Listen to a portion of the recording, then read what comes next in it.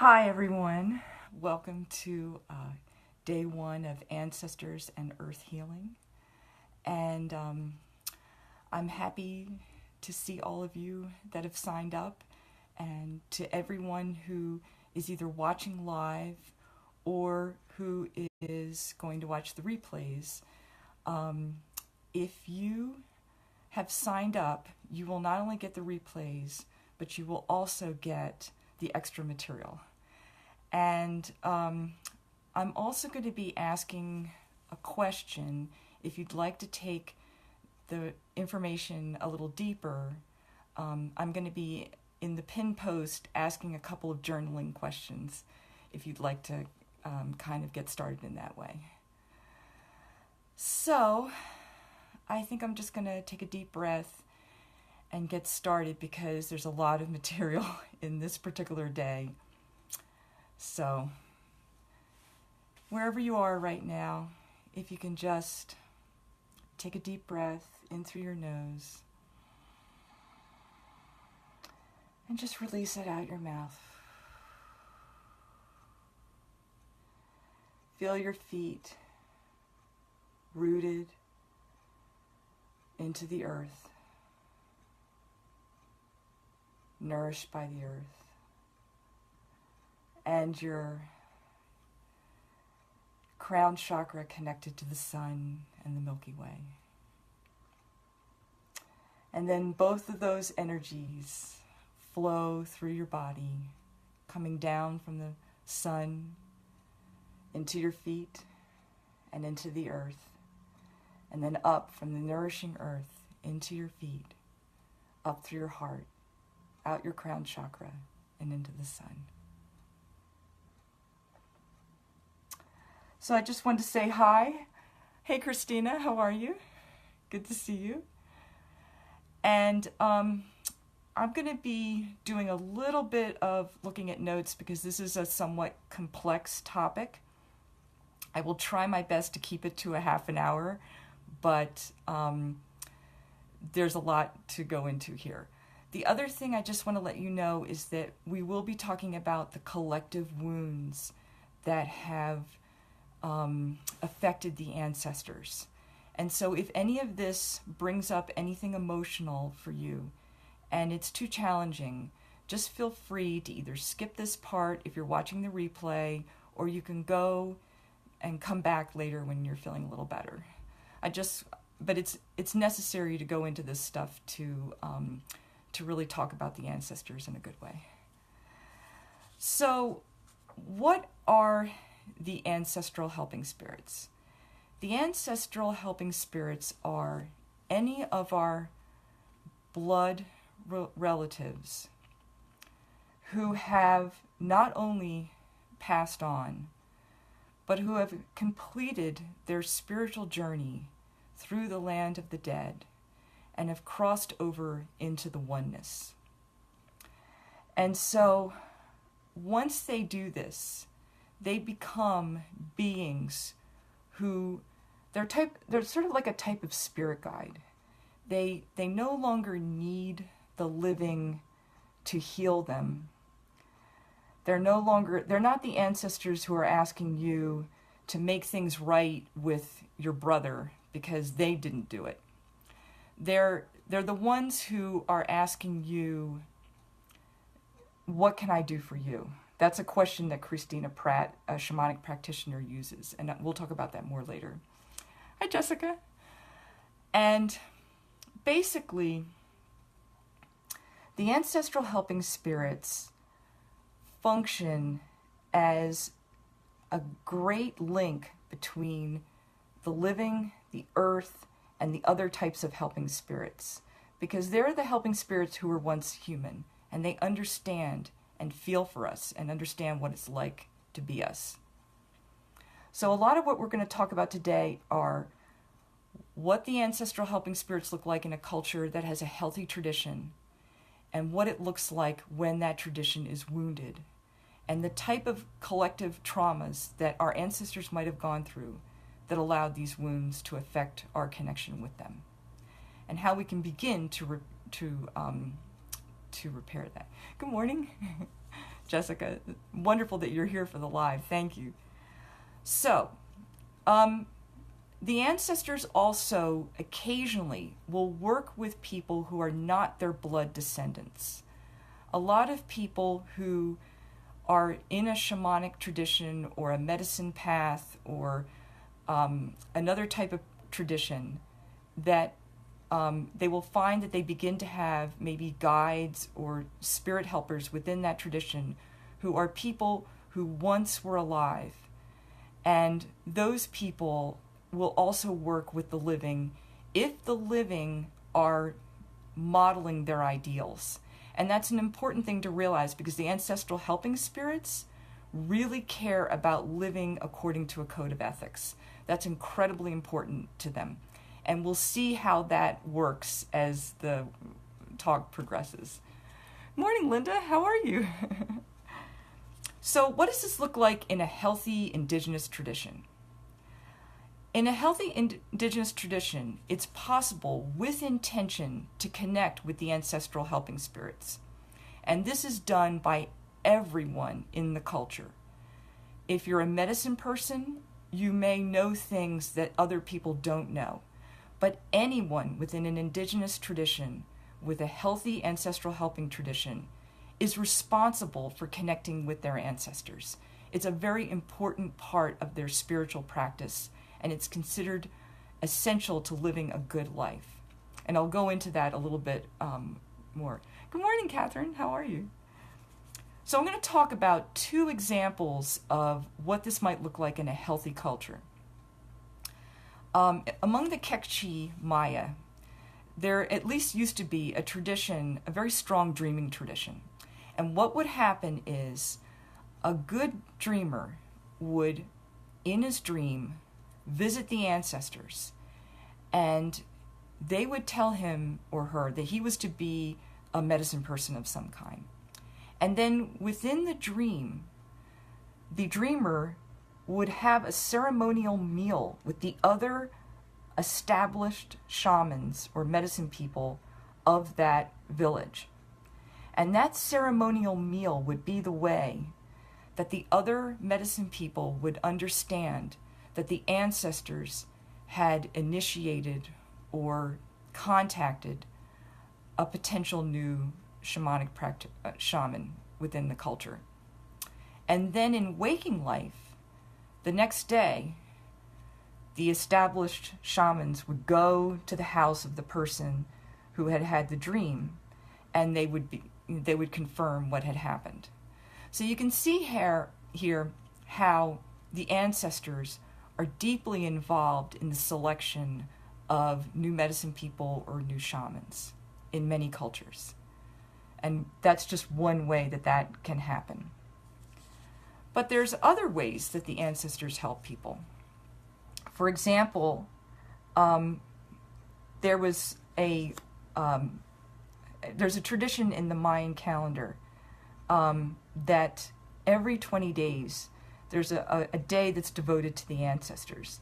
And in the Quiche Maya tradition, you can often tell that this day is happening because people will go to the graveyards and they will burn copal incense and other offerings, and they will pray to their ancestors. And one of the people who has spent a lot of time with the Quiche, a man named Ken Johnson, says that he's actually seen ordinary people, like shopkeepers, go into a trance at the graves of their ancestors and receive important information about a problem in their life. So you can see here that the ancestors are accessible to everybody, not just to the medicine people, in a healthy culture with a healthy and vibrant ancestral tradition. And it's interesting that people in Western culture, at least in Europe, have started to try to revive this practice. And there are even some writers who have tried to piece together in their novels what this might have looked like in ancient Europe. And one woman is a writer named Manda Scott, and she wrote a book called Dreaming the Eagle. And in this book, she tried to explain what it was like for pre-Christian British people to connect with their ancestors when they were living sort of a tribal culture. And basically, in ceremony or in dreams, they would visit their ancestors. And in particular, a very powerful and very evolved ancestor would come to them in visions and guide them when something important needed to happen. So you see here that the ancestors, at least based on the evidence that they found and some of the traditions that are still existing, the ancestors are very much a universal tradition that goes across all cultures. And there often might be places that people might go to more directly connect with the ancestors. But everyone was able to do this. So the idea of ancestral helping spirits is that if you don't live in the way that lines up with your ancestors' code of ethics, you need to make adjustments. And it's well known that there are certain problems that happen to people when they don't do this. So the ancestors are kind of like a way of maybe living according to your ideals or your conscience. So for example, there's another day in the Mayan calendar, which is a traditional day for asking for forgiveness, especially from other people, but also from the ancestors, for not living in the way that you've been taught to live by their code of ethics that was passed down. So let me see here if I can take some questions. It is so bizarre to me that we don't have ancestor worship in the USA. Yes, it is, and there are really good reasons for that. And I'm going to talk about that later, but it's interesting that ancestor worship is making a comeback thanks to the pagan traditions and basically connection with other cultures, particularly African cultures, have really brought a lot of that back into where more and more people are wanting to engage with that. But you're right, it is strange. So one of the things that makes an ancestral helping spirit is that you need in these traditional cultures to have two things. You need to have the living doing their part to maintain the relationship.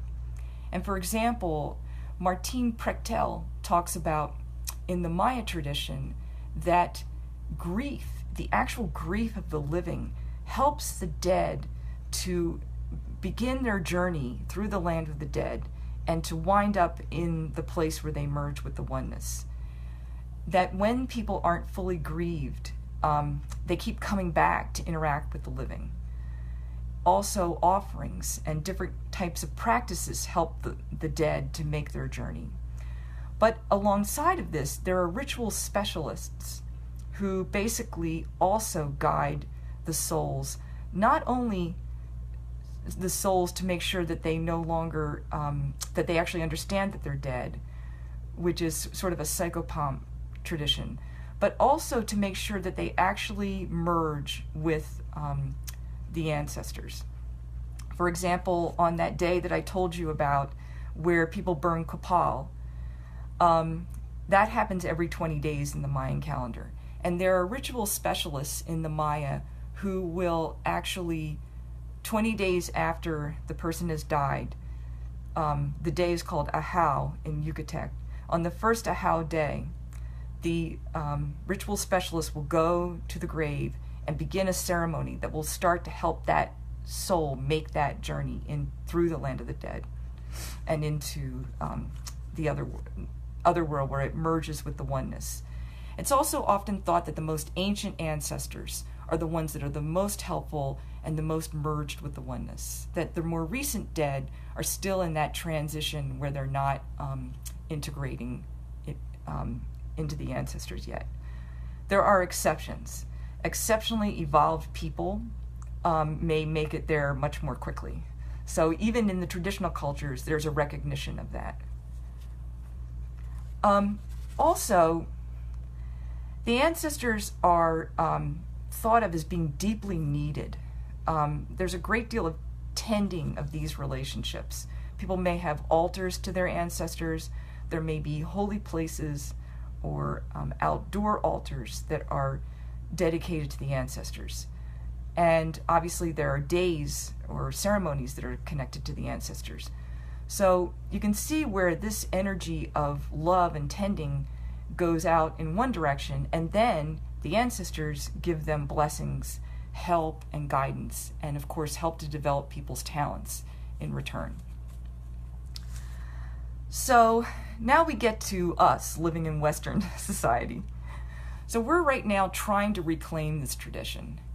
And there are a few shamanic practitioners right now who have made this a more core part of their work.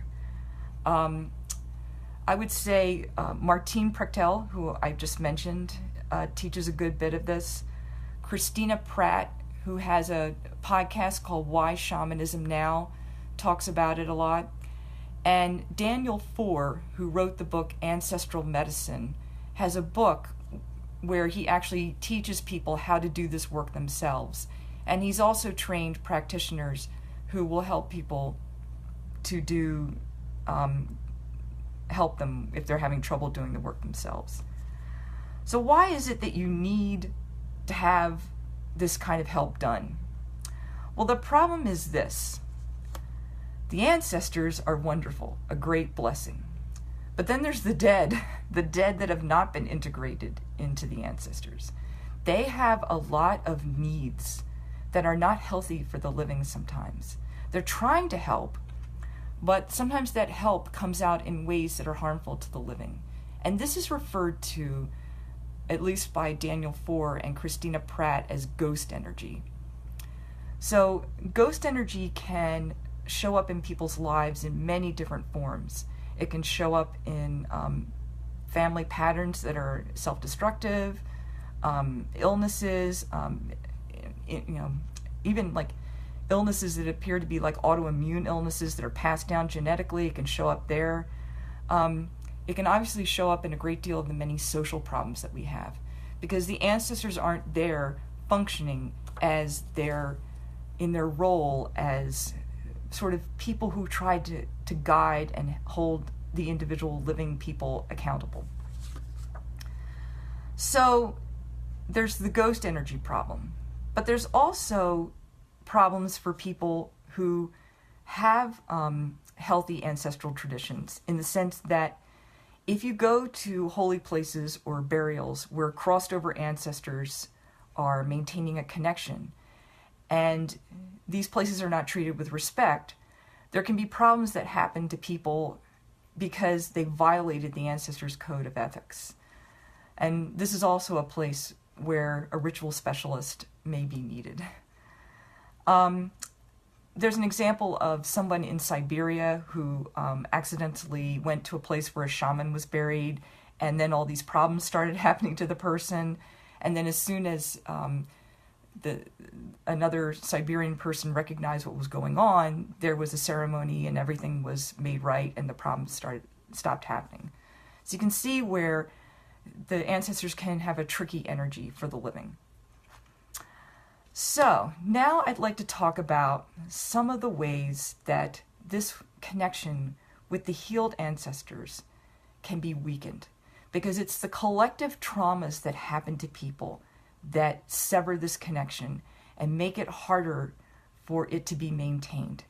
And the collective traumas, in a way, are some of the reasons why we have the sort of perpetual patriarchal, imperialistic, colonialism, whatever you want to call it, system of exploitation in the world. There's a kind of a connection between the two. Because as the ancestors weaken, it's much easier to exploit others, to be exploited oneself, or to exploit the land, because the ancestors aren't there holding the people in their sort of grace, you might say, or in their accountability. So I think maybe this will be a little more clear as I go into it. So here's I made a deck of different collective wounds that can happen to people, and I've been using this with some of the people who come to me for readings. And it doesn't matter whether this happened to your ancestors 10 years ago, 500 years ago, or 2,000 years ago. When these traumas happen, they're like a turning point if they're not healed. And there's some of the things that a trained ritual specialist might work with one of their clients. So one of the big wounds is this one. We lost our native language. You wouldn't believe how important language can be. Language holds not only the ideas for the ceremonies, but it holds kind of the concepts of how people are supposed to treat one another and the environment. It holds a lot of the powerful teaching stories that and the ideas that make it that are just that sort of water the culture and feed it and help it to keep growing in a good way. And what happens when people lose their native language is they actually begin to think and act differently. And this is one of the reasons why native languages, and even languages for people that aren't native, are under attack all over the world. And there's a great deal of effort being made to support these languages and keep them going so that the information, the traditional knowledge, which we'll be talking about tomorrow, will keep going and will be there for the living. So that actually is a very deep wound. Another wound that can happen to people is we lost our ancestral traditions when we were taken by force from our native land. Now, obviously, if you live in the United States, you know that this happened to African people who were taken to this land by force. But it also happened to Native people, and many of whom were either taken away from their lands by force or who were forced to leave because of war or encroachment by European settlement. Also, this actually happened to a handful of Europeans who were brought here by force, either as punishment or mainly as punishment in different forms. So, and obviously this happened to people in ancient times a lot. When this happens, when people lose their connection with their native land, part of that traditional knowledge gets lost.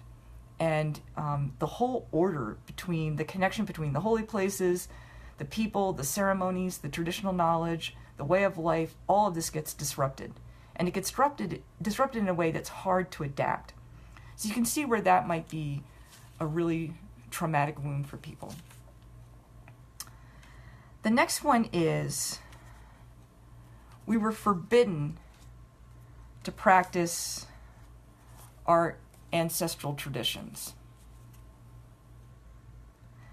Now this is interesting because obviously this happens all over the world.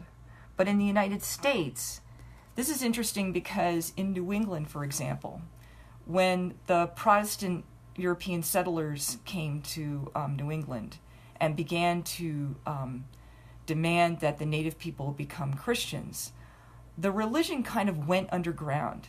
And what might happen would be that one person in the family would be selected to maintain the tradition.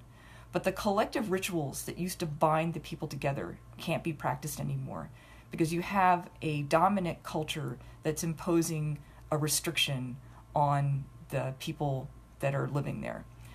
And this actually didn't just happen in the United States. It also happened in Europe. And some of the people who have what they call a family tradition are people who are believed to have been people who practice this tradition of passing the ideas on to a family member, a younger family member. So you can see where the religion would be driven underground and that might damage the connection with the ancestors. Another trauma is, and this is a trauma where as basically the people begin to lose their connection to the ancestors, it doesn't feel as worth it to them to maintain it. It's not as meaningful to them. And what they see is exploitation. So this is a place where the people are beginning to transition from victims to more perpetrators. So it's we chose to exploit our holy places for profit or power, violating our traditional code of honor. And this is where, this happened a lot in Christianity, where people just started building churches on top of holy places, or doing other things that basically were a way of saying, this is no longer meaningful to us. We no longer honor this. So this also begins to weaken the connection. So finally, you get to a place where the connection with the ancestors is almost completely diminished. You're not going to have people going to their ancestors, their ancestral helping spirits, and asking them to, forgive them or help them to get right or help them to make an adjustment. You don't have any of that happening at all. Or if you do, they're not able to hear clearly the voices of the ancestors or to have clear experiences. So in this we chose to exploit other people for profit or power, violating our traditional code of honor. So in the United States, you could see that slavery would be a very clear example of this. The people who were involved in the slave trade, the people who owned slaves, the people who benefited from slaves, which are, a lot of white Americans in the South. This is particularly poignant for me because my ancestors were white people in the South, and some of them were involved with slavery. And, it was a very, very sad and very, very brutal and tragic and just horrifying thing that our country did, because it was a way of making money. And you can tell at this point that any connection with the ancestors as some kind of moderating influence is just completely gone. It's not gone in the sense that it's impossible, but it's very difficult to maintain. It's not doing what it would do for the Maya or for the Lakota people or for the Sami people or any of the people who've hung on to their indigenous ancestral traditions. So, what happens when this happens? Well, basically you have these wounds that are creating more and more ghost energy. And because you're having more and more ghost energy happening, you basically have things where you have the ghosts or the dead trying to come back to the living and trying to get them to fix things for them. And when you have these collective traumas, oh, hey, AV, how are you? When you have these collective traumas happening, the ways that they try to fix things are distorted. So you could have ghost energy where the ancestors are trying to basically heal themselves by keeping racism going, or by trying to get the descendants to not face racism, or to keep the people afraid of practicing their traditions, or getting in the way every time they try to practice their traditions. So you can see how these are just little individual traumas in a family that would basically be a repetition of the collective trauma that happened to the ancestors in the past. Also, there are strange things that happen when people go through a collective trauma. For example, the Holocaust. Not everybody who goes through the Holocaust has the same exact reaction to it. Not everybody who goes through genocide has the same exact reaction. Some people may become addicts. Some people may become abusive. There were some people that some of the healers who've worked with Holocaust survivors, their children found out that the children had a habit of taking food and hiding it. And they actually found out that this was a habit that was passed down by the ancestor who had survived the death camps. So you can see how that each individual might have a different way of working with the collective trauma that may not completely line up with the actual thing that happened. But it's a coping strategy. And it's unfortunately still held in place by the ghost energy. So there's two different ways of interacting with what these people may call family karma. There are, like I mentioned, ritual specialists who heal the entire ancestral line. In other words, they would go back to the source of the problem. Let's say the problem was we lost our native language. They would go back to that point and begin the healing with the help of the healed ancestral helping spirits on that bloodline and their own helping spirits. And they would begin to repair that damage. And then they would begin to gradually integrate each descendant on that bloodline into the spiritual healing so that the entire ancestral line of the dead would cross over and would join the oneness. Now, when this happens, what happens is that the entire family begins to shift. It's not like everything is magically better, but it actually begins to help more than one person. In Daniel Foer's book, he actually gives people some instructions in how to do this themselves with their own ancestral helping spirits. And he gives people instructions as to how to contact the helping spirits, how to work with them, how to begin the process, when to know whether it's okay to begin it, when to stop and seek help if it's too problematic. And he also has a list of practitioners so that he is personally trained. So I will put those links into the event page for both the book and the practitioners. But there's also other people who do this work. Some of the African traditions people do it. Many other indigenous people will do this sort of family karmic healing.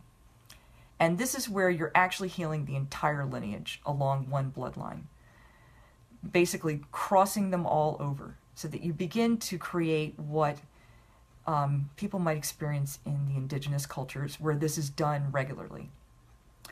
But there's another way of doing this that's a little more accessible and that anyone can do. And this is where this was taught to me about 20 years ago by one of Alberto Violdo's students. And basically, it's a ceremony where you work with a stone, 2 sticks that you've wrapped yarn around, and fire. And you do something called an unwinding, where you basically unwind the energy from your chakras that are associated with a particular blood ancestor and a particular wound that's been passed down. For example, I did this about power, and I did this for my mother's father's ancestors, misuse of power. And after I did this, things began to happen in my life that were different. I began to feel better about using my power, and I began to not feel as victimized, and I also began to see when I had misused my power with other people. So you can see how this approach could be helpful as a beginning step. So what I've done is I've made a gift where if you sign up for the replay with the newsletter, you're going to receive a guided meditation that will work you through this entire ceremony. And if you like it, if you find it to be helpful, you can actually do the ceremony without the meditation with your own fire or a candle or whatever you'd like to do. So I'm just going to take a moment and see where we're at here. It looks like we're at 11:30, so we've gone a little bit over. So if any of you have any questions, I'm happy to answer them. If not, I'll just answer them in the thread, and I'll just wait here to see if I see anything. So let me see.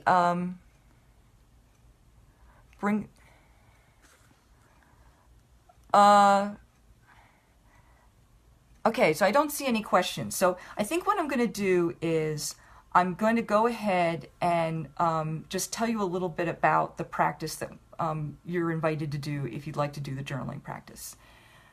I'm going to be posting this as a pinned post. I'm also going to be doing this as a, in the newsletter. And there'll be 2 journaling questions, you can pick either one. If you'd like to post them in the group, you can just post #day1. If you received the newsletter from me because you signed up, you can also email me your answers if you'd like. Or you can just keep them by yourself. There's no pressure. I just offer this to people if they want to. So I just want to say thank you very much, all of you, for attending, and blessings to you all. Thank you.